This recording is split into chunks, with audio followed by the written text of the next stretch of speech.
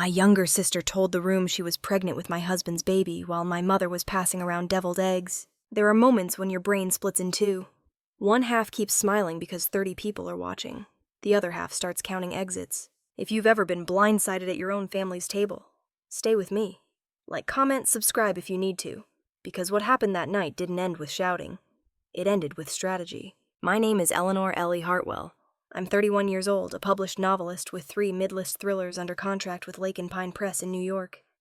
I make a steady 6 figures in advances and royalties. I live in Portland, Oregon, in a renovated craftsman house I bought myself at 29. On paper, I'm the stable one. In my family, I've always been the difficult one. The party was at my mother's house in Lake Oswego. My mother, Patricia Myers, believes in elaborate spreads and tight smiles. She had Christmas lights strung across the deck even though it was early October. Fall preview, she called it. My husband, Daniel Hartwell, stood near the grill holding a beer. He wore the blue button-down I bought him for our anniversary in May. He looked calm. Too calm. My younger sister, Lila Myers, 26, stood in front of the kitchen island with both hands resting on her stomach like she was already practicing. Everyone, Lila said, voice trembling just enough to sound vulnerable. I have news. My father, Robert Myers, stopped mid-sentence about his golf league. My brother, Mason Myers, leaned back against the counter and smirked like he already knew something the rest of us didn't. I was standing beside Daniel. I remember thinking she looked pale. I'm pregnant, Lila said. Applause. Gasps. My mother clapped her hands to her chest. Oh my God, Lila, Patricia breathed. That's wonderful. Daniel's hand tightened around his beer bottle. Just slightly. Then Lila continued. And the father is Daniel. It was quiet enough to hear the refrigerator hum. I didn't move. I didn't blink. I felt the room tilt. My mother's eyes flicked to me, then back to Lila. My father's jaw hardened. Mason muttered, Jesus. Daniel stepped forward.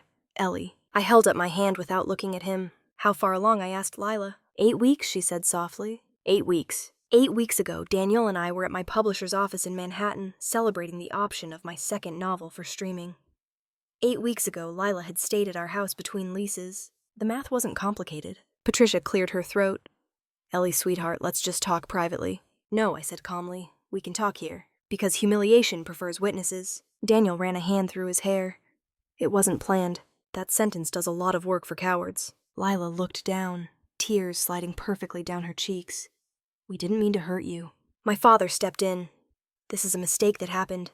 We handle it as a family. As a family. That phrase has been used to excuse everything from favoritism to theft. I looked around the kitchen. The framed photos on the wall were mostly Lila. Her high school dance, her college graduation, her engagement party to a man she left 3 months before the wedding. I had one photo from my first book signing tucked near the thermostat. I've always been the one who leaves. When I got my MFA at the University of Michigan, my mother said, "That's cute, but when will you get a real job?" When my first novel hit the USA Today bestseller list at number 32, my father said thrillers are trendy. When Daniel proposed at a restaurant overlooking the Columbia River, my mother asked if he was financially ambitious. Daniel worked in real estate development. He earned well. He was charming. He liked that I made more than he did, but pretended I didn't. Lila, on the other hand, had always been sensitive, creative, lost, which is how my parents describe irresponsibility. Ellie, Patricia said, voice lowering. Lila is scared. I'm not the one who should be comforting her, I replied. Daniel tried again. We were drinking. It was one night. 8 weeks ago, I said. He didn't answer. My brother Mason watched everything like it was a show.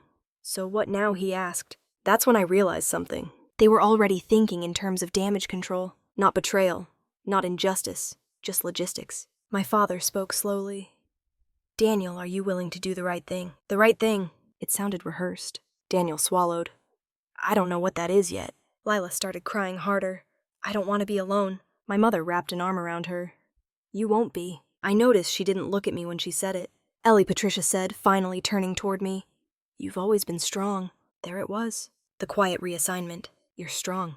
She's fragile. You'll land. She'll break. I set my wine glass down carefully. I'm going home, I said. Daniel stepped toward me. We need to talk. We will, I replied. With a lawyer. The word hung in the air like smoke. Mason laughed under his breath. Damn. My father stiffened. Don't make this uglier than it has to be. I looked directly at him for the first time that night. It's already ugly, I said. As I walked toward the door, I heard Patricia whisper, She's overreacting. That's the thing about being the capable one. Your pain is always inconvenient, I drove back to Portland in silence. Daniel's car wasn't behind me. At a red light near the Selwood Bridge, my phone buzzed. A text from Lila. "I'm sorry.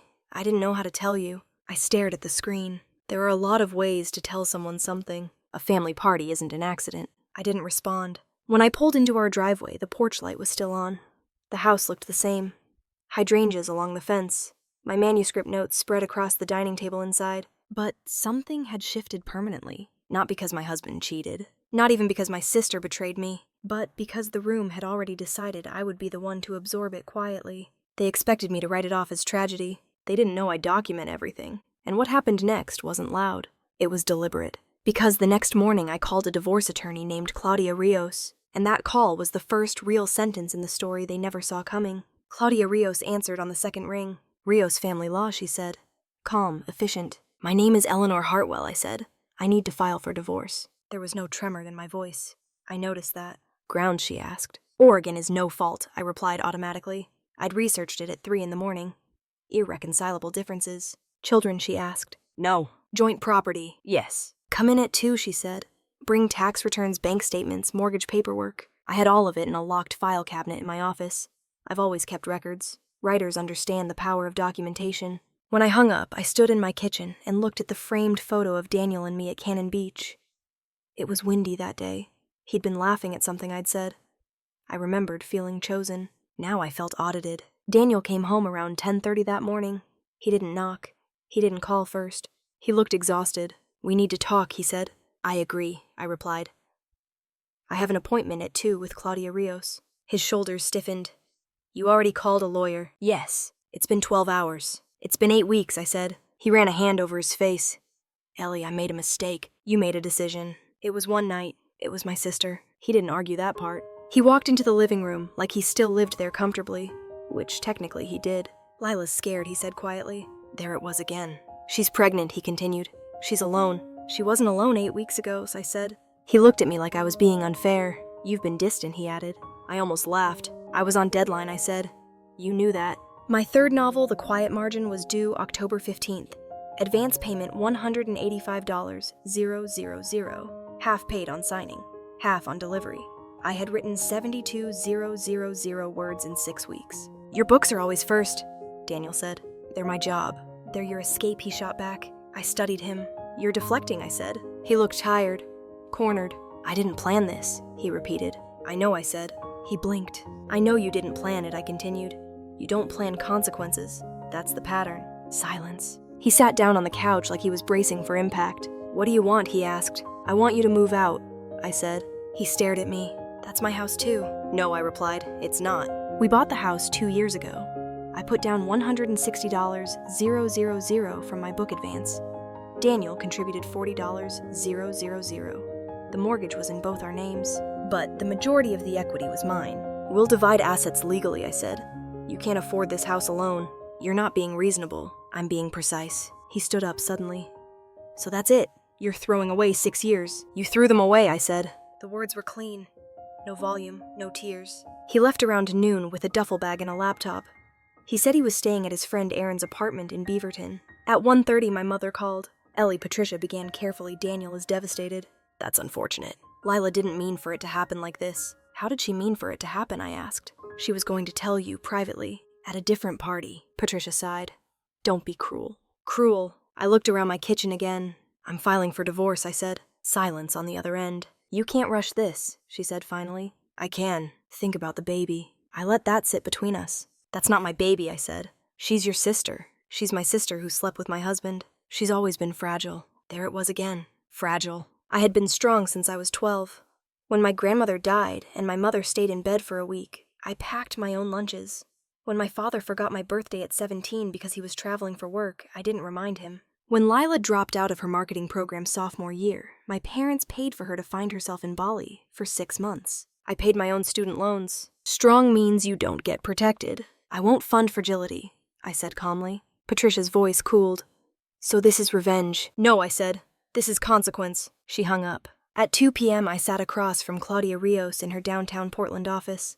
Glass walls, diplomas framed neatly, no clutter. She flipped through my documents quickly. "You earn significantly more than your husband," she noted. "Yes." "Any prenuptial agreement?" "No." That complicates it slightly, she said. But Oregon courts consider contributions. Your down payment matters. She looked up at me. Infidelity won't change property division much, she said. I know, I replied. But she continued, if marital funds were used to support an extramarital relationship, that's relevant. My mind clicked. Daniel had used our joint credit card for consulting dinners in August. 8 weeks ago. I want forensic accounting, I said. Claudia raised an eyebrow. That's not common unless there's significant concealment. There might be. She studied me for a moment. You're very calm, she said. I'm a writer, I replied. I revise before I speak. She smiled faintly. Retainer is $25,000, she said. I'll wire it today. When I walked out of her office, the air felt clearer. Divorce is paperwork. Betrayal is narrative. And I knew something they didn't. Daniel had no idea what my fourth contract looked like. Lake and Pine Press had offered me a 2-book deal worth $1.2 million contingent on delivery and adaptation rights. The contract was scheduled to be signed in December, after the divorce would be finalized. I didn't need to scream. I needed timing. That night, Mason texted me. You're really going nuclear over this. I stared at the message. Nuclear implies explosion. This wasn't that. This was excavation. I didn't respond. Instead, I opened my laptop and pulled up our joint credit card statements. There were 3 hotel charges in August, all in Lake Oswego, 2 miles from my mother's house. I zoomed in on the dates. One was the night before the party, which meant something else. They had planned the announcement, and if they planned that, there were other things I hadn't uncovered yet. I sent the statements to Claudia. Subject line, please review. Because the story they thought was about a mistake was starting to look like something else. Claudia Rios called me the next morning at 8:12 a.m. I went through the statements, she said, without preamble. There's more than 3 hotel charges. I was sitting at my dining table with a mug of black coffee and the draft of Chapter 22 open on my laptop. I hadn't written a word. How many, I asked. 7, she replied. Spread over 4 months. Different hotels. Same zip code. Lake Oswego. My mother's neighborhood. I closed my eyes for exactly 3 seconds. That's not one night, Claudia said. No, I agreed. It's not. She paused. Do you want me to subpoena phone records? Yes. Be aware, she continued, if this becomes contentious, it will get expensive. I can afford expensive, I said. What I couldn't afford was ignorance. After we hung up, I drove to Lake Oswego unannounced, not to confront anyone, to observe. My mother's house looked the same as it always had. White siding, blue shutters, the maple tree in the yard just starting to turn red. Stability as performance. Lila's car was parked in the driveway. So was Daniel's. I stayed in my car. 10 minutes later, Daniel stepped out of the house carrying a cardboard box. Lila followed behind him, hand resting again on her stomach. He kissed her forehead. Not quickly, not guiltily, intimately. That wasn't panic. That was practice. I watched him load the box into his SUV. When he drove away, he didn't check the street carefully. He didn't expect to be seen. That was the moment something shifted. It wasn't just betrayal. It was assumption. They assumed I would fold. I drove back to Portland and didn't cry once. Instead, I opened a new document on my laptop. Title asset timeline. If you want to understand manipulation, track the money. Daniel had proposed 6 months after my first book advance cleared. We married within a year. He encouraged me to simplify my finances. Joint accounts are easier, he'd said. At the time, it sounded practical. Now it sounded strategic. I pulled every bank statement from the last 3 years. Transfers, unusual withdrawals, consulting fees. There were monthly payments of $1,800 labeled LM Consulting starting in May. LM, Lila Myers. I stared at the screen. I had funded my sister's consulting business for 5 months, through my marriage. I called Claudia again. He's been paying my sister through our joint account, I said evenly. For what she asked. There's no registered LLC under her name in Oregon. Claudia was quiet. That's marital dissipation, she said finally. If he diverted funds for an affair that's actionable. How actionable? We can request reimbursement before division of assets. Numbers began rearranging themselves in my head. 7 hotel stays. 5 months of transfers. This wasn't an accident. This was an arrangement. My phone buzzed. Daniel. I let it ring. He texted instead. We need to handle this like adults. I typed back. We will. Through attorneys. He called immediately. Ellie, don't do this, he said. You'll destroy everything. Define everything. My reputation. Lila's stability. The baby. There it was again. The baby. You destroyed our marriage, I said. I'm protecting my assets. It wasn't about money. It is now. Silence. You're cold, he muttered. No, I replied. I'm clear. He exhaled sharply. Lila needs support. She has you. That's not fair. I almost admired the consistency. You were paying her from our account, I said calmly. What exactly were you consulting on? He didn't answer. Instead, he said, you make more than both of us combined. You'll be fine.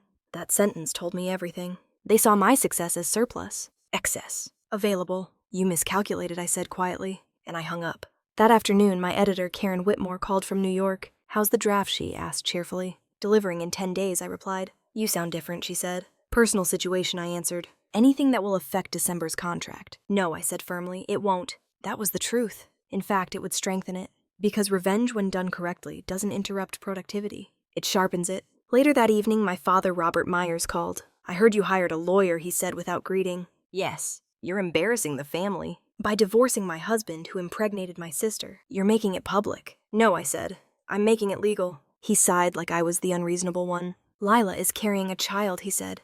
You have a responsibility. I have a boundary. You've always been dramatic. That made me smile slightly. Dramatic. I write crime fiction. I understand escalation. This isn't a scene, I said. It's documentation. Daniel will step up, my father insisted. He's a decent man. He's a man who billed his affair to my account. Silence. My father hadn't known that. Where did you hear that he demanded? Bank statements, I replied. You're twisting things. I'm reading them. He lowered his voice. What do you want, Ellie? Finally. Not what's fair. Not what's right. What do you want? I want reimbursement, I said. For every dollar spent outside our marriage. That's vindictive. It's arithmetic. He ended the call abruptly. I sat in my office that night and looked at the corkboard above my desk. Plot lines. Character arcs. Clues placed deliberately. I've built my career on understanding motives. And Daniel's motive was starting to look clearer. It wasn't just desire. It was proximity. Lila had always been the one my parents protected. If Daniel tied himself to her, he tied himself to them, to their approval, to their inheritance. My parents owned a lakefront property valued at $3.4 million. Their will last updated in 2019 split assets equally between the three of us. Equal on paper, not in practice. If I divorced Daniel quietly, if I absorbed the humiliation, if I let them spin the narrative as mutual drift, they could eventually fold him into the family as Lila's partner. Clean.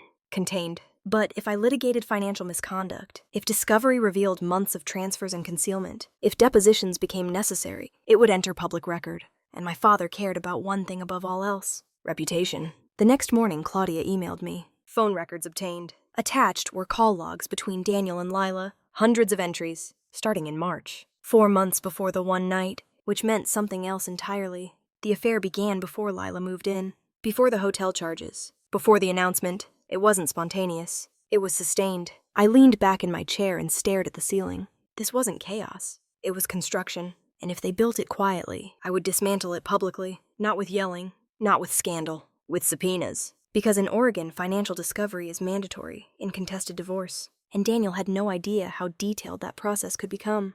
That afternoon, Claudia filed the petition. Case number assigned. Eleanor Hartwell v. Daniel Hartwell. The process server would deliver it within 48 hours. I didn't warn him. Surprise, I've learned, is most effective when deserved. That night, Lila texted again. Please don't drag this out.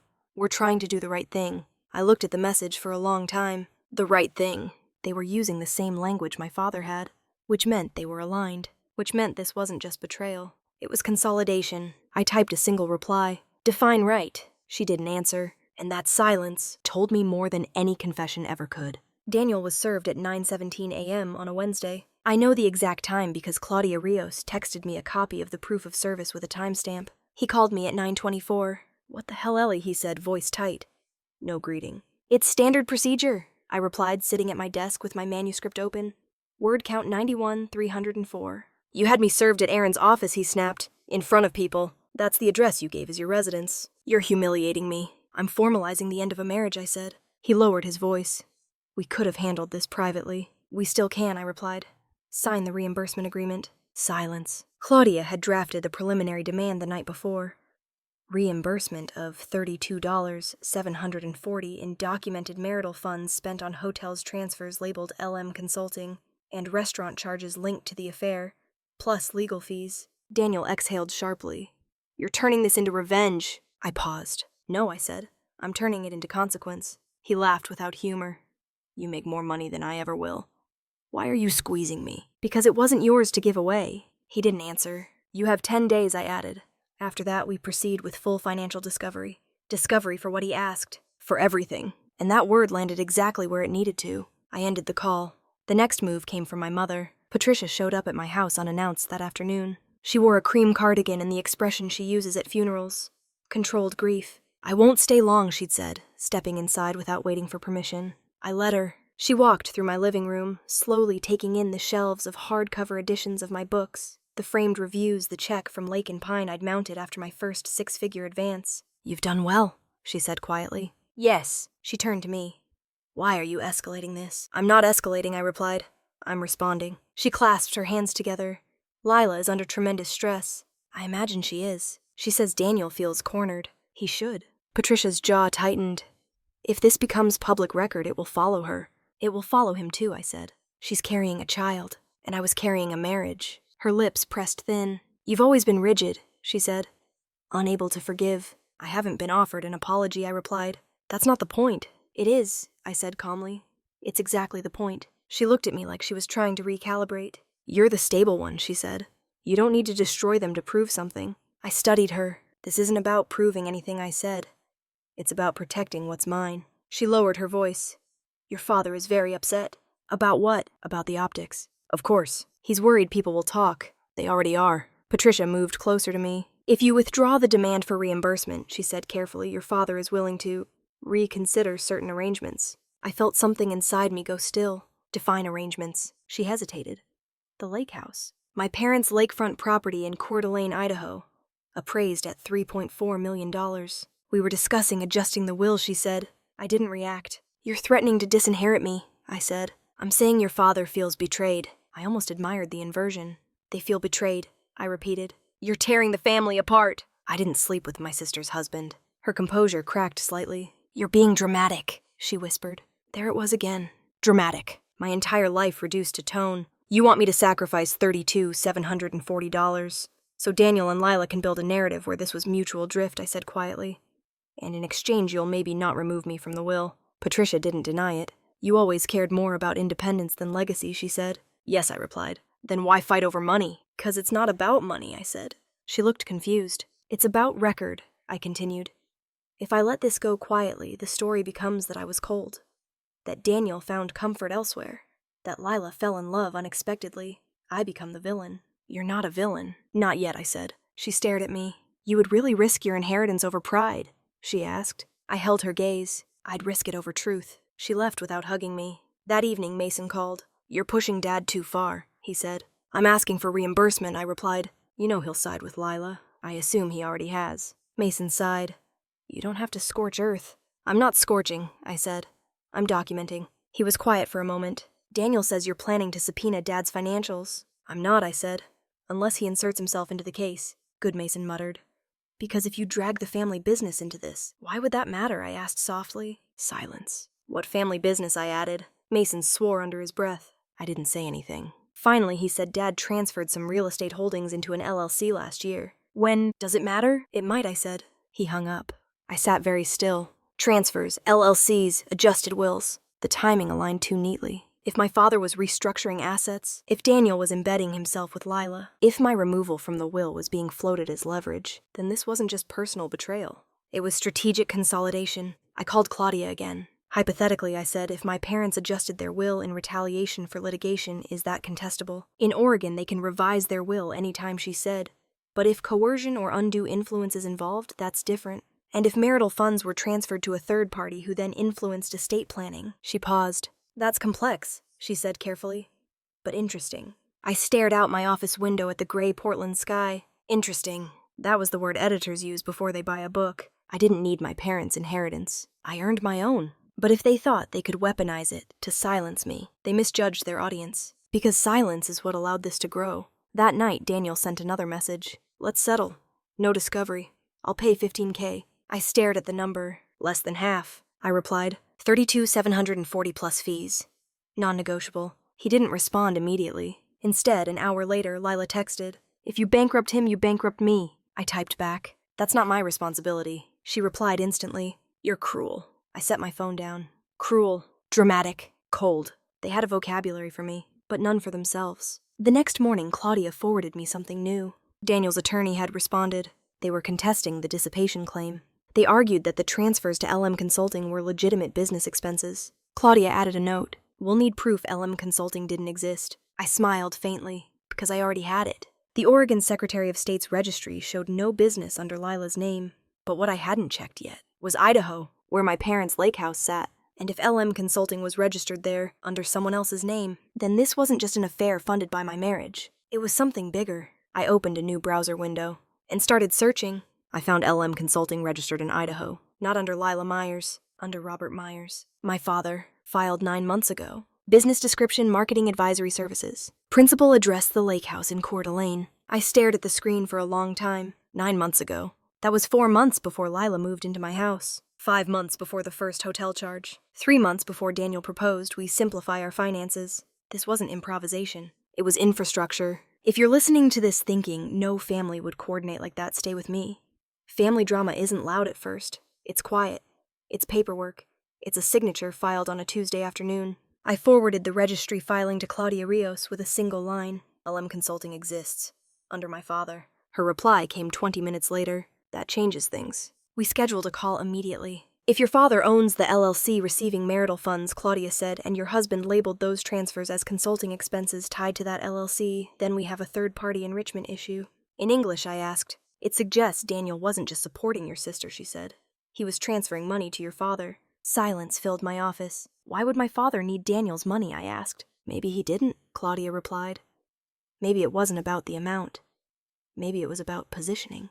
Positioning. My father owns a commercial construction company in Portland Myers Development Group.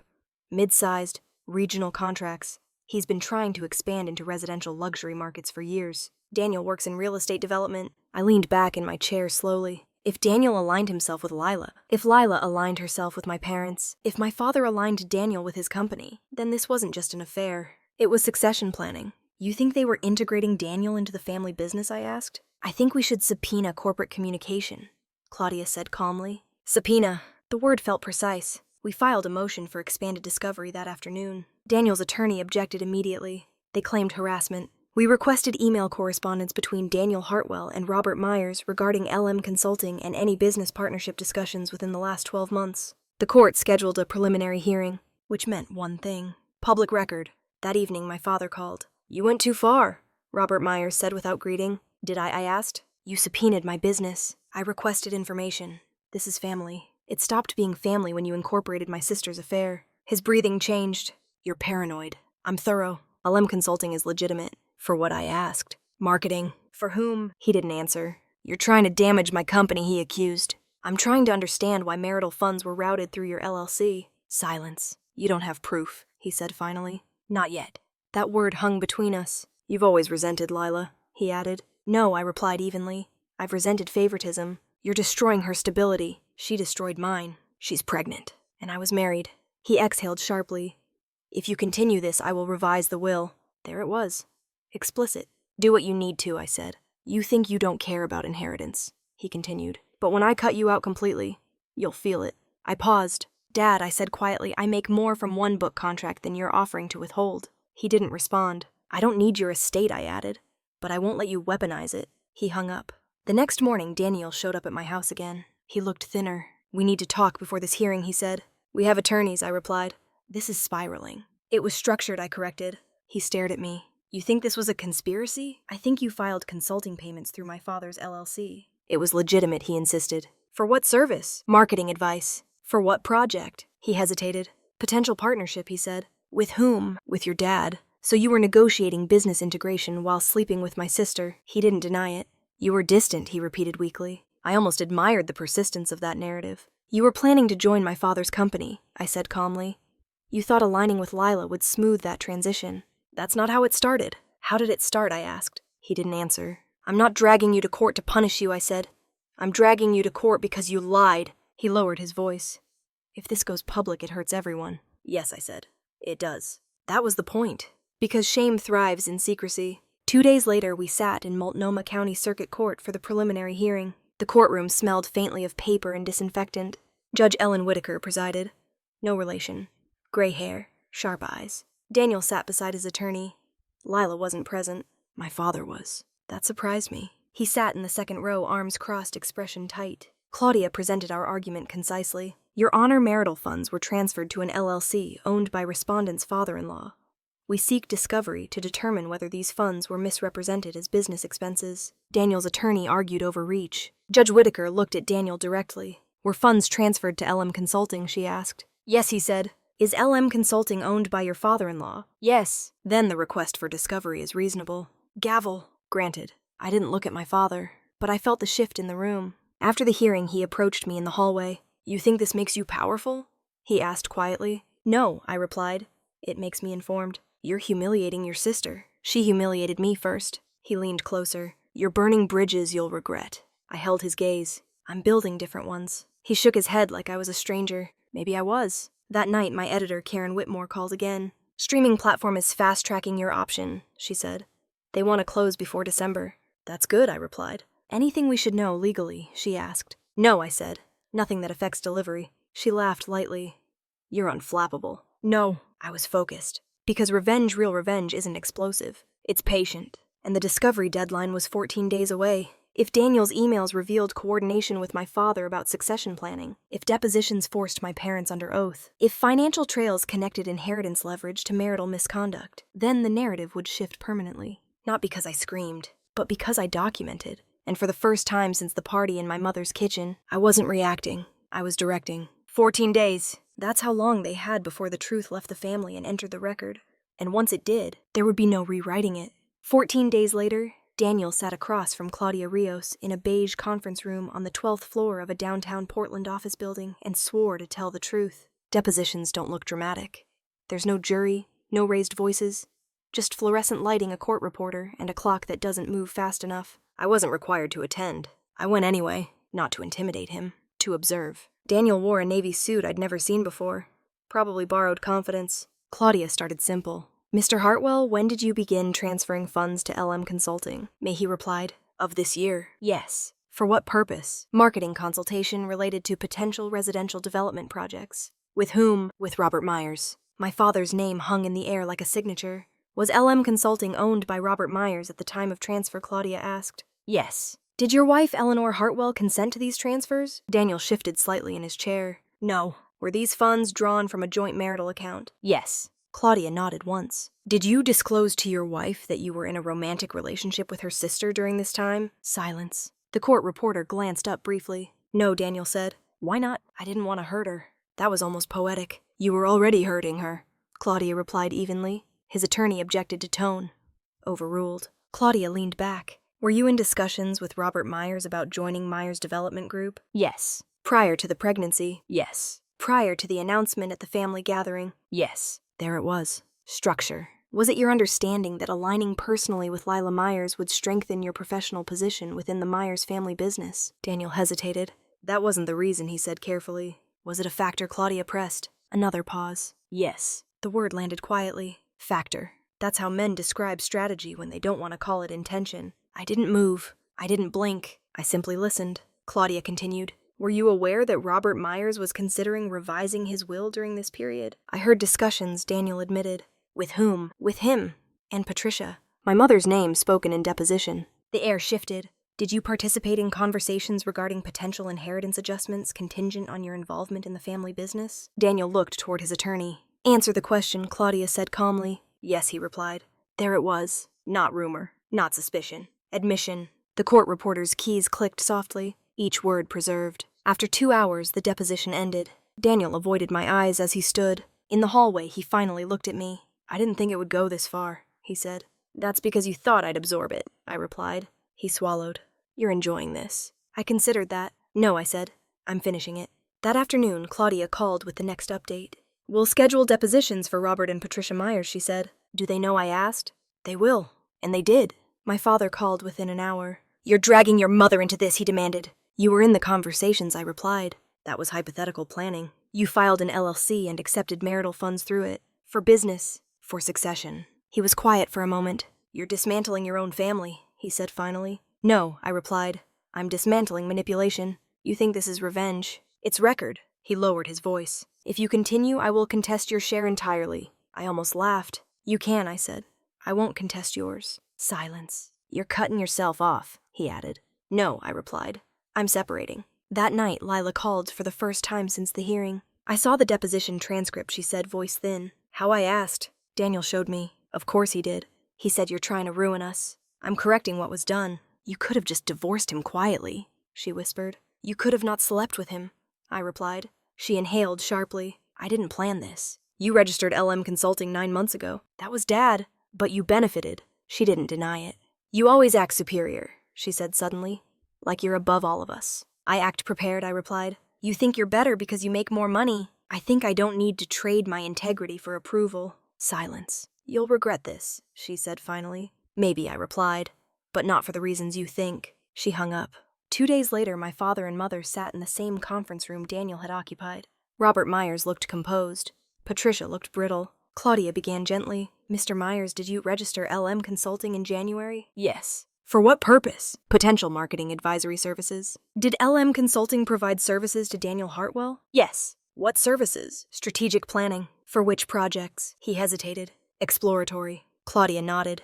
Were funds transferred from Daniel and Eleanor Hartwell's joint account to LM Consulting? Yes. Did you disclose to Eleanor that her marital funds were supporting this arrangement? No. Were you aware that Daniel was engaged in a romantic relationship with your daughter Lila during this time? Silence. Patricia's fingers tightened around her purse strap. Yes, my father said finally. And did you advise Daniel regarding his potential integration into Myers' development group contingent on his relationship with Lila? That's an assumption, he said sharply. Answer the question, Claudia replied. He stared at the table. Yes. The word was softer than Daniel's, but it carried more weight. Patricia began to cry quietly. I didn't comfort her. Did you discuss revising your will during this period? Claudia asked. Yes. Was Eleanor's marital conflict a factor in those discussions? Yes. It was almost clinical at this point. Favoritism, manipulation, succession planning tied to betrayal, all under oath. When the deposition ended, my father didn't approach me. My mother did. You've made your point, she whispered. No, I said. The court has. Back at my house that evening, I sat at my desk and read the transcripts. Not because I doubted what I heard, but because I wanted to see it on paper. It's different when it's written. There's no tone to hide behind. No family language. Just statements, admissions, strategy. The divorce trial was scheduled for 6 weeks later, but something had shifted already. Daniel's attorney called Claudia the next morning. They were willing to settle. Full reimbursement of $32,740. Coverage of my legal fees. No spousal support request. Expedited dissolution. The condition? No further public filings regarding the family business. I smiled faintly. They were protecting reputation. I was protecting record. Add one clause, I told Claudia. Formal acknowledgement of financial misconduct. She was quiet for a moment. That's unusual, she said.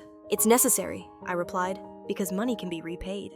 But narrative lingers, and I wasn't going to let this be rewritten as a tragic love story. It was strategy, and I had proof. 2 days later, Daniel signed. My father didn't speak to me. Lila didn't text. The settlement funds hit my account the following Monday. Exactly $32,740, plus $18,500 in legal fees. I transferred the reimbursement into a separate savings account, not because I needed it, because it was symbolic. Clean separation, no shared accounts, no shared narrative. The divorce would finalize in 30 days, but something else had finalized already. I was no longer reacting to betrayal. I had documented it, and once documented, it couldn't be minimized. The baby would be born in 4 months. The family would recalibrate around Lila. They would paint me as cold, ambitious, unforgiving, but none of that would change the record. Under oath, they admitted coordination. Under oath, they admitted leverage. Under oath, they admitted favoritism. That's not revenge. That's exposure, and exposure doesn't scream. It sits quietly in a file cabinet, waiting for the next move. The divorce finalized on a Monday at 9:42 a.m. Judge signed. Case closed. No alimony. No shared property beyond what was equitably divided. Reimbursement paid. Legal fees covered. Formal acknowledgement of financial misconduct entered into the settlement record. On paper, it was clean. Emotionally, it was sterile. I walked out of the courthouse alone. No tears, no dramatic exit, just paperwork. If you've ever signed your name on something that ends a life you thought was stable, you know this part. It's not loud. It's administrative. That night, my agent, Michael Levin, called from Los Angeles. We have interest, he said. For which one, I asked. The Quiet Margin adaptation. Streaming platform wants to move forward. I leaned back against my kitchen counter. That's fast, I said. They like the tone, he replied. Controlled. Intelligent. Female lead who dismantles systems quietly. I almost laughed. Art imitates documentation. We'll need you in LA in November, he continued. I'll be there. After I hung up, I opened my laptop and began drafting something new. Not fiction. An essay. Working title Strong Women are always asked to absorb it. I didn't intend to publish it immediately, but I wrote it cleanly. Precisely. Without names. About favoritism. about being labeled dramatic for enforcing boundaries, about how family systems protect fragility and penalize strength. I didn't mention Daniel. I didn't mention Lila. I didn't mention my parents. But anyone who knew would recognize the outline. I sent it to Karen Whitmore at Lake and Pine. Subject line personal essay. Off the record for now. She responded within an hour. This is sharp. Dangerous. Important. Dangerous. That word lingered. 3 days later, Mason showed up at my house. Unannounced. He looked tired. You couldn't just take the money and stop, he asked as soon as I opened the door. I did take the money, I replied. You forced Dad under oath. He chose to answer. You embarrassed him. He embarrassed himself. Mason paced my living room. Lila's getting hate online, he said. What hate? People are talking. Court records aren't private. That's the thing about documentation. It travels. She didn't expect this level of exposure, he added. Neither did I said calmly. He stopped pacing. She's pregnant, Ellie. And I was married. He clenched his jaw. You've always been colder than the rest of us. No, I replied. I've always been less willing to lie. He stared at me. You're cutting yourself out of the family, he said. I considered that. I'm removing myself from manipulation, I corrected. He shook his head. You'll regret it when Mom and Dad rewrite the will. I won't contest it, I said. He looked confused. Then why fight at all? Because this wasn't about inheritance, I replied. It was about record. He left without understanding. That was fine. Not everyone needs to. 2 weeks later, my essay leaked. I hadn't authorized publication. But someone at the publishing house forwarded it to a literary blog. By Friday, it was circulating on Twitter. Headline strong women are always asked to absorb it. It went viral within 48 hours. Comments flooded in. Women sharing stories of siblings favored, of parents rewriting wills, of marriages sacrificed for reputation. It wasn't about me anymore. It was about pattern. Daniel texted me that Sunday. You did this on purpose, I replied. I wrote about systems. He didn't respond. Lila's Instagram went private. My father's company disabled comments on their business page. The family narrative was collapsing, not because I attacked, because I articulated. Karen called. This essay changed the room, she said. The streaming platform wants to incorporate elements into the adaptation. Elements, I asked. The theme of quiet exposure. Female protagonist who documents betrayal instead of exploding. I smiled faintly. Reality writes itself. Then something unexpected happened. My father requested a meeting. Not a call. A meeting. At a neutral location. We chose a cafe in downtown Portland. He arrived early. He looked older. Not defeated. Just recalibrating. You've damaged the family name, he said without preamble. I didn't use it, I replied. People know. Yes. He sat back. You're making us look manipulative. You admitted manipulation under oath. His jaw tightened. You're proud of that? No, I said. I'm proud I didn't absorb it. Silence stretched between us. You've always been independent, he said finally. I've always been prepared.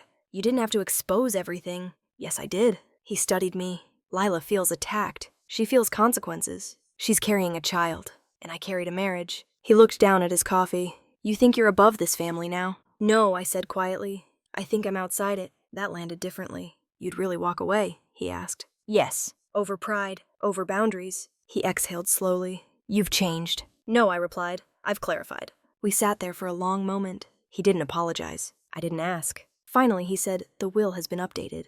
I assumed it would be. You're no longer an equal beneficiary. I nodded once. Understood. He seemed surprised. That's all you have to say? Yes. You're giving up millions. I'm keeping myself. He looked at me like he didn't recognize the equation. When I stood to leave, he said something unexpected. You always were the stronger one. It wasn't praise. It was resignation. That night, I transferred the settlement funds into an investment account. I didn't need inheritance. I had contracts, royalties, residuals, agency. The streaming adaptation deal closed at $1.6 million for 2 seasons contingent on performance. I signed it in November, alone. No family present, no husband beside me. Just documentation. Lila gave birth in December. A girl.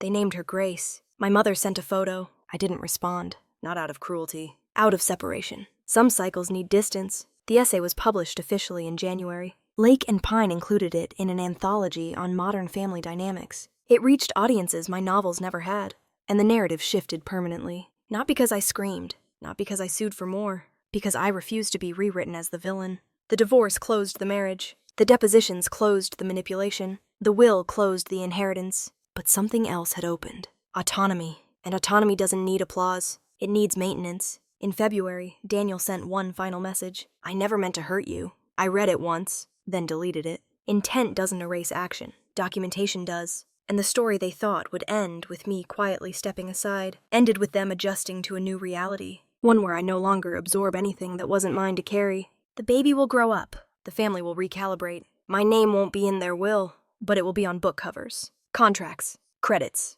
And that I've learned is a different kind of legacy. One I chose. One they couldn't manipulate. One built without permission. 3 months after my divorce finalized, my grandmother died. Her name was Margaret Dawson. My mother's mother. 87 years old.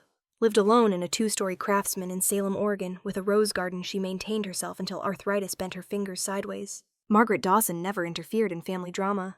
She observed it, and she remembered. The funeral was small. Late April. Gray sky, soft rain, the kind that doesn't fall hard enough to justify umbrellas, but leaves everything damp.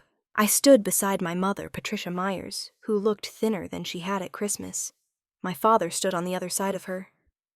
Lila arrived with the baby Grace bundled in pale yellow.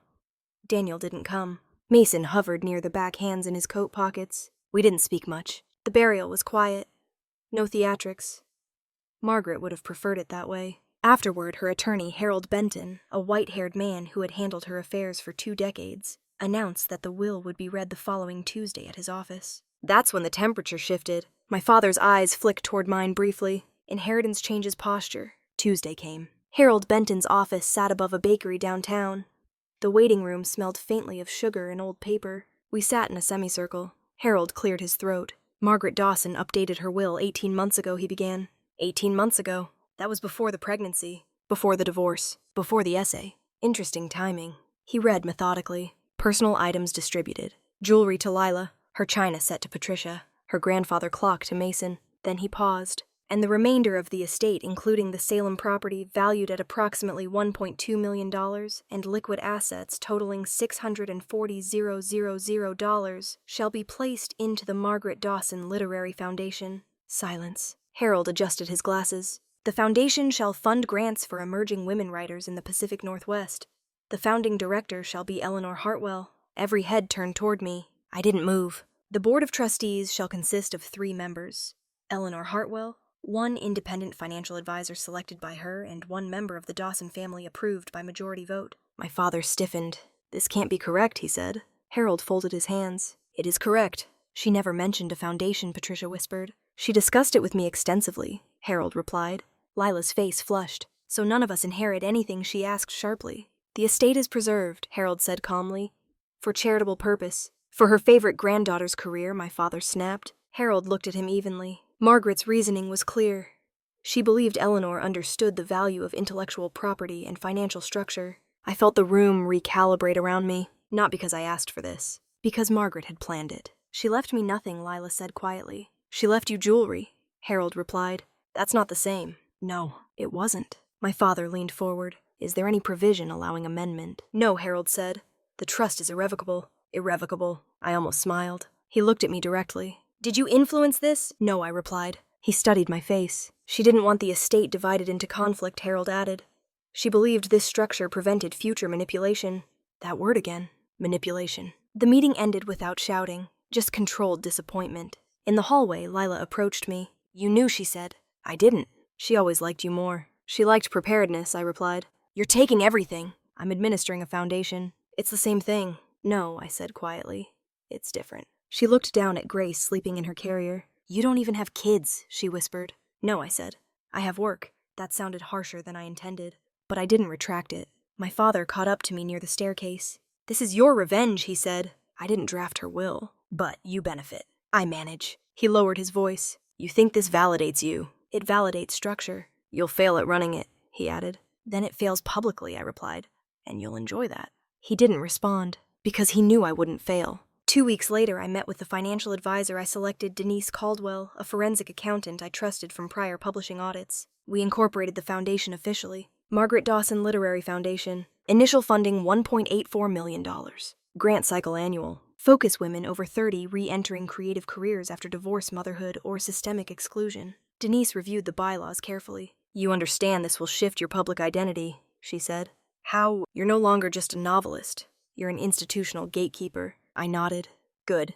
We announced the foundation quietly in June. Press release. No family mention. Applications open July 1st. Within 2 weeks, 412 submissions. Stories of women rebuilding, of betrayal, of exclusion, of starting over at 42, 47, 53. Patterns. Not isolated incidents. Patterns. Lila called again in late July. Dad thinks you orchestrated this, she said. He can think what he wants. He says you always wanted to prove you were smarter. I wanted to prove I didn't need approval. That's the same thing, she said. No, I replied. It isn't. She was quiet for a moment. Grace will grow up seeing this, she added. Seeing what? That you took everything. I looked at the stack of grant applications on my desk. I didn't take, I said. I built. She hung up. By September, the first grant recipients were selected. 3 women, each receiving $50,000, each crying quietly when I called them. That was the first time I felt something close to satisfaction. Not revenge, not payback. Alignment. Margaret had understood something my parents hadn't. Inheritance isn't just assets. It's direction. My father stopped contacting me entirely after the announcement. Mason sent a single message. Grandma would have liked the structure. I replied. She did. The foundation gala was scheduled for October. Small venue. Salem Art Museum. Local press invited. I stood on the stage that night not as a betrayed wife, not as a divorced daughter, but as the directors of an institution built from a will designed to prevent manipulation. And I realized something quietly. Revenge doesn't always look like destruction. Sometimes it looks like redirection. They expected a divided estate. Instead, it became influence. They expected conflict. Instead, it became policy. The tables hadn't just turned. They'd been redesigned. And I was no longer reacting to what they did to me. I was shaping what would outlast them. Not because I wanted to hurt them. Because I refused to be excluded from legacy. Margaret Dawson understood that. And she left me something more powerful than cash. She left me control. Not over them, over narrative. And narrative, handled carefully, changes everything. By the time October arrived, the foundation had traction, not viral attention. Not scandal headlines. Something steadier. Credibility. The Margaret Dawson Literary Foundation had funded 3 women in its first cycle. Local newspapers ran profiles. Regional NPR interviewed me for a segment on late career creative resurgence. They introduced me as novelist and founder Eleanor Hartwell, not as someone's ex-wife, not as someone's daughter. That distinction mattered. If you've made it this far in my story, take a second. Like, comment, subscribe if you need to. Not for me. For the women who are still absorbing what they shouldn't. Because the next part is where the family tried to reclaim control. It started with a letter, certified mail, from an attorney in Portland named Gregory Talbot, representing Robert Myers, subject line intent to contest trust administration. I read it twice. Gregory Talbot alleged breach of fiduciary duty, conflict of interest, improper grant selection. The argument was simple. I was using the foundation to elevate my public brand, which in their framing constituted self-dealing. It was strategic. If they couldn't access the inheritance directly, they'd attack my administration. I forwarded the letter to Denise Caldwell immediately. She called within minutes. They're fishing, she said. For what? Pressure. If they destabilize the foundation, they destabilize your position. They're claiming conflict of interest. Denise exhaled softly. You structured it correctly. Independent board vote? External auditor? Transparent criteria? You followed governance. I know, I said. Then let them file, she replied. That night, my father called for the first time in months. You didn't think I'd respond, he asked. I assumed you would, I replied. You're using my mother's estate to promote yourself. I'm following her bylaws. You're putting our name on every headline. The foundation is named for her. You're benefiting. I'm working. Silence. You always needed public validation, he said. I always needed clarity, I replied. You could step down. No, appoint someone neutral. I am neutral. You're too close to it. I'm the designated director. His voice hardened. If the court finds mismanagement, you'll lose it all. If the court finds compliance, you'll lose leverage. He didn't respond. 2 weeks later, Gregory Talbot filed a petition in Marion County Probate Court. Public record again. Allegation. Eleanor Hartwell's dual role as novelist and foundation director constitutes reputational gain tied to charitable assets. The irony was sharp. They were accusing me of benefiting from the same visibility they tried to control. Denise assembled documentation, board minutes, independent scoring sheets, grant selection matrix, external audit confirmation, everything clean. We hired a nonprofit law specialist, Angela Brooks, who had defended similar governance cases. She reviewed the file once and nodded. This is textbook retaliatory petitioning, she said, meaning I asked. They're not trying to win.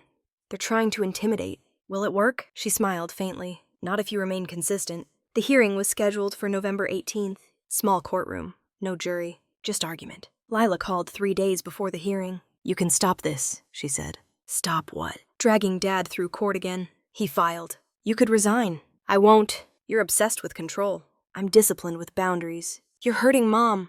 I paused. How? She feels torn. She chose a side a long time ago. She's trying to reconcile. Reconciliation requires accountability. She's your mother. She was also silent. Lila exhaled sharply. You think you're morally superior? No, I replied. I think I'm consistent. The morning of the hearing, I wore charcoal gray. Not dramatic, not defensive. Angela Brooks presented first. Your Honor? The Margaret Dawson Literary Foundation was structured as an irrevocable charitable trust. Governance protocols were followed meticulously. No funds have been diverted for personal use.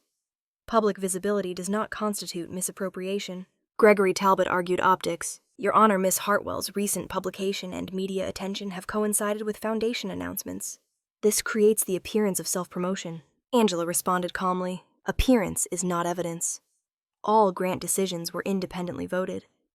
Financial statements reflect zero personal compensation beyond a modest administrative stipend approved in the bylaws. Judge Daniel Hargrove reviewed the documents carefully. Mr. Talbot, he said finally, do you have evidence of financial misconduct? No direct misappropriation, Gregory admitted. Then this appears speculative. He turned to Angela. Miss Brooks, are the bylaws clear regarding director visibility? Yes, Your Honor. Judge Hargrove closed the file. Petition denied. Gavel. Dismissed. My father didn't attend. Mason did. He stood outside the courthouse as I exited. He's furious, Mason said quietly. I assumed. You could have avoided this. I didn't file. He looked tired. You don't have to win every time. I don't need to win, I replied. I need consistency. He studied me. You're not angry anymore. No, I said. That seemed to unsettle him more than anything. 2 weeks later, the streaming platform announced official production of The Quiet Margin. Press release included mention of my role as foundation director, national coverage. The narrative shifted again, from betrayed wife to institutional architect. My father's company stock dipped slightly after industry forums began discussing succession instability. Not because I attacked, because governance scrutiny spreads. Reputation is delicate. They had leveraged it against me. Now they were experiencing it. In December, the first annual foundation gala sold out. 200 attendees, writers, donors, journalists. I stood at the podium and spoke plainly. Margaret Dawson believed in structure over sentiment. She believed that inheritance should protect future independence, not past favoritism. I didn't look at my family. They weren't invited. After the event, Denise approached me. You understand something shifted tonight, she said. Yes. You're no longer reacting to them. No. You've built something they can't contest. I nodded. That was the point. Revenge isn't always destruction. Sometimes it's permanence. And permanence unsettles people who relied on control. The foundation's assets were secure. The court had dismissed the challenge. My book adaptation was in pre-production. Daniel moved to Seattle with Lila and Grace. Myers Development Group quietly removed Daniel from advisory materials. Alignment dissolved. Strategy backfired. Not because I exposed it publicly. Because it couldn't withstand scrutiny. And scrutiny, once invited into the room, changes posture permanently. The baby will grow up. The family will recalibrate again.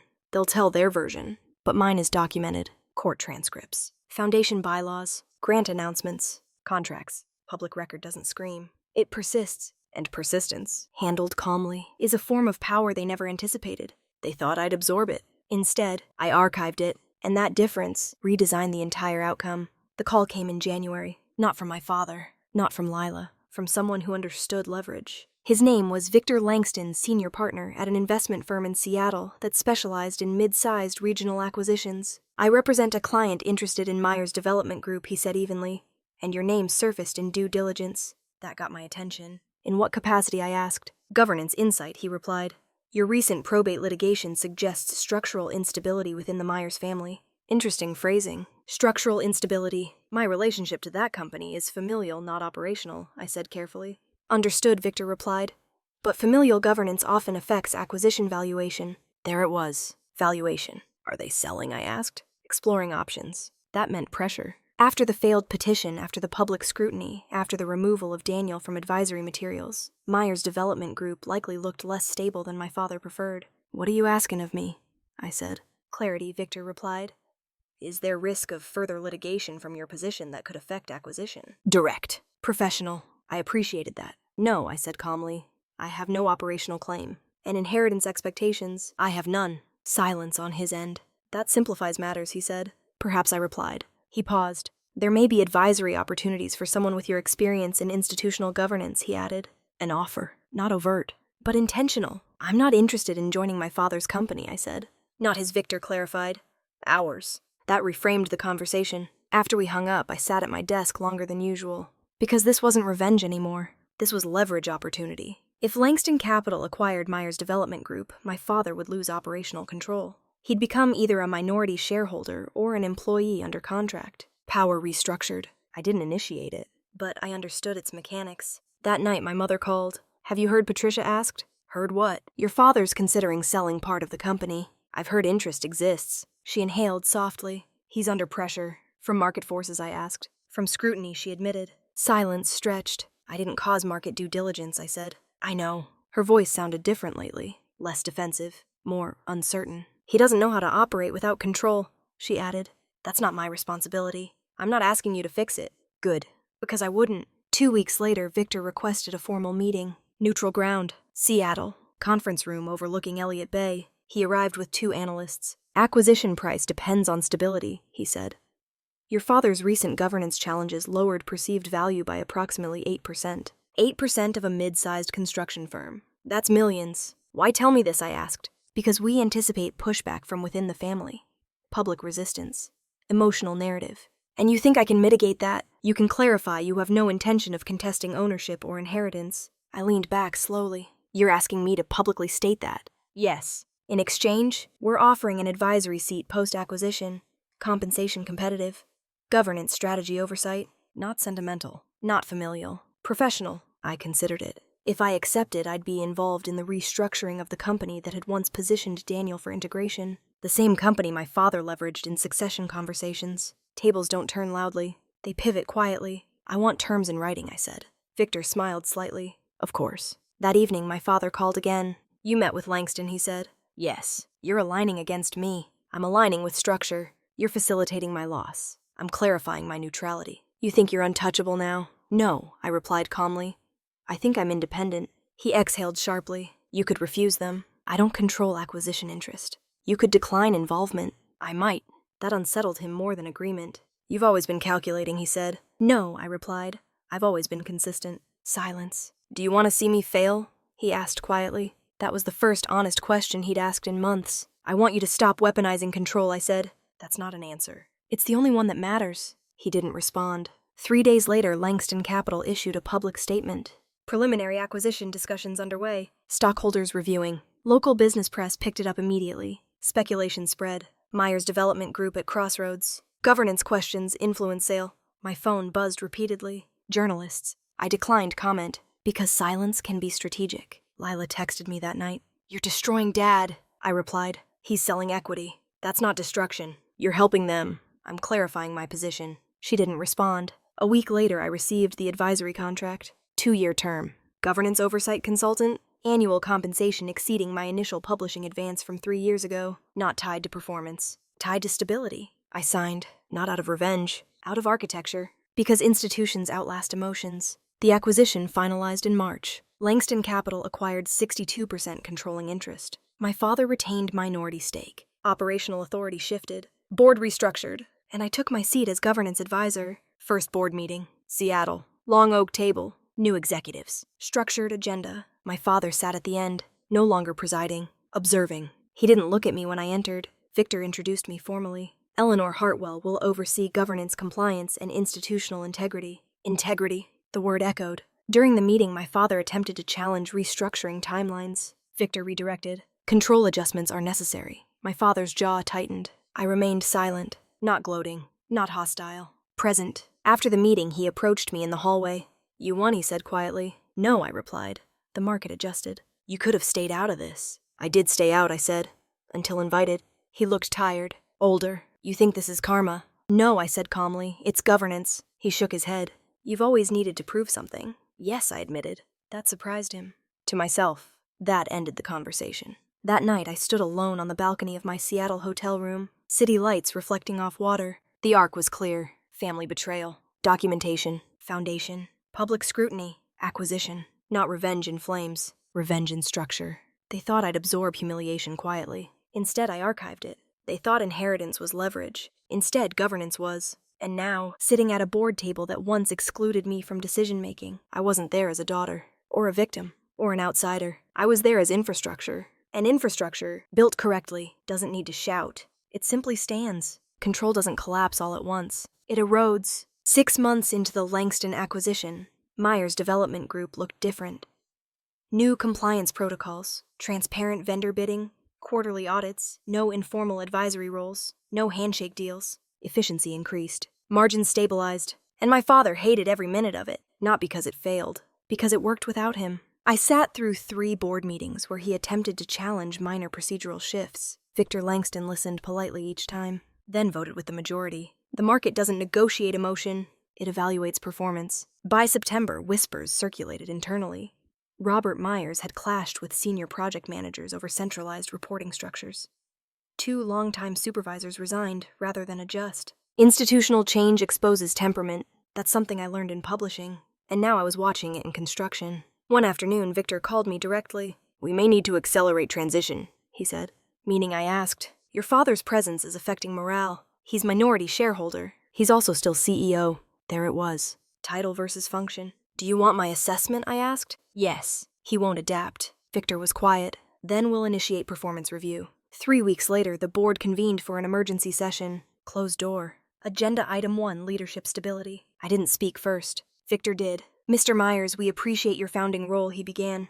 "However, resistance to governance compliance undermines long-term valuation." My father leaned back in his chair. "I built this company from nothing," he said. "And we respect that," Victor replied. But control shifted when majority equity transferred. Silence thickened. "You're sidelining me," my father said. "We're restructuring." He glanced at me briefly. "You're orchestrating this." "No," I replied calmly. "You're responding predictably."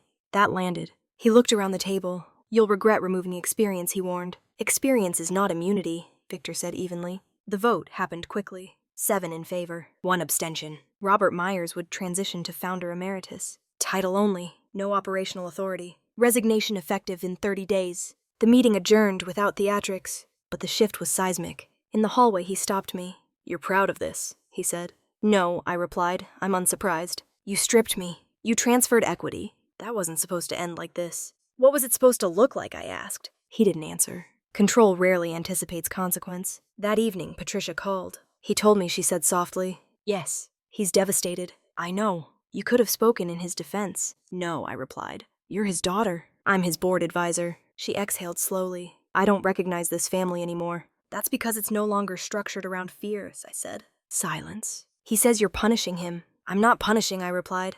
"I'm documenting." There was a pause. "You've become so calm," she said. "I was always calm," I answered.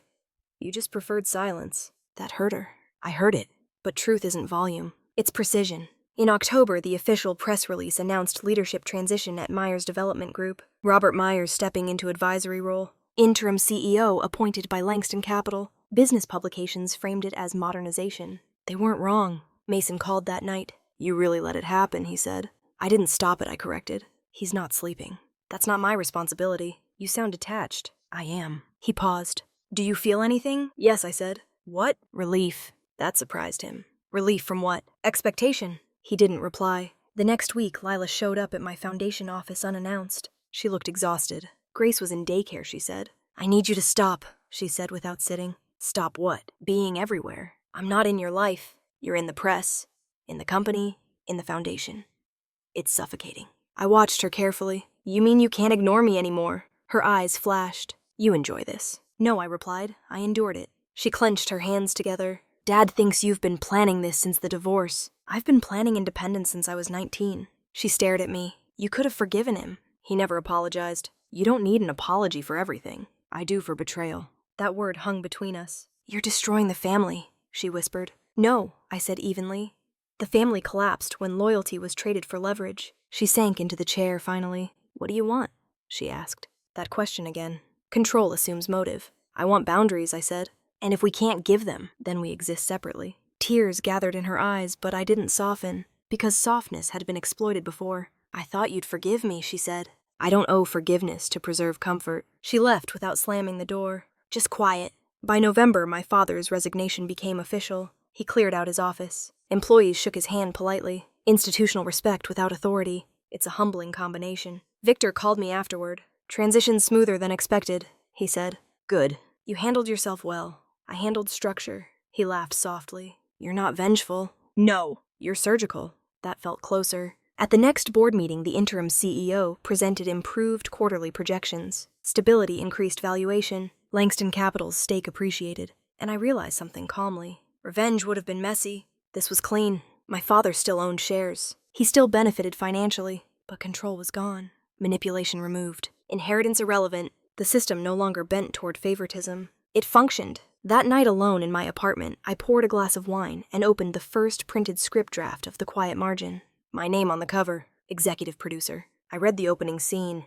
A woman overhears betrayal at a family gathering, and instead of exploding, she documents. I closed the script gently, because the arc was complete, not in flames. In structure, my father would adjust or he wouldn't. Lila would recalibrate or she wouldn't. Grace would grow up in a different environment than we did, one less centered on silence, one less protected by intimidation. And I would continue building institutions that couldn't be rewritten by emotional pressure. Revenge fades, governance endures, and endurance, applied calmly, outlasts control every time. People assume revenge ends with collapse, with someone crying, with someone ruined. It doesn't.